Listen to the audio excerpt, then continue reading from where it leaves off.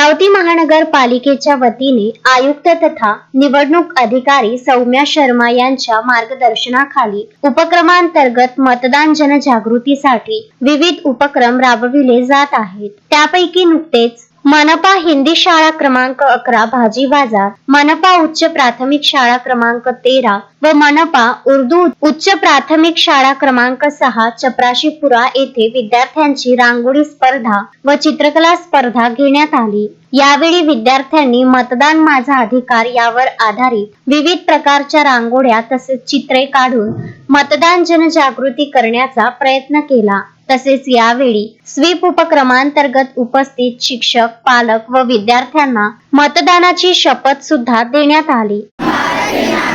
लोकतंत्र के प्रति निष्ठावान होने के नाते प्रतिज्ञा करते हैं कि आइए अपने देश की लोकशाही परंपराएं बनाएं तथा स्वतंत्र, निष्पक्ष एवं शांतिपूर्ण माहौल में चुनाव की पवित्रता बनाए रखें तथा प्रत्येक चुनाव निर्भीक होकर एवं धर्म, वंश, जाति, समुदाय, भाषा के विचारों से प्रभावित हुए बिना संपन्न कराए और किसी भी प्रलोभन के आगे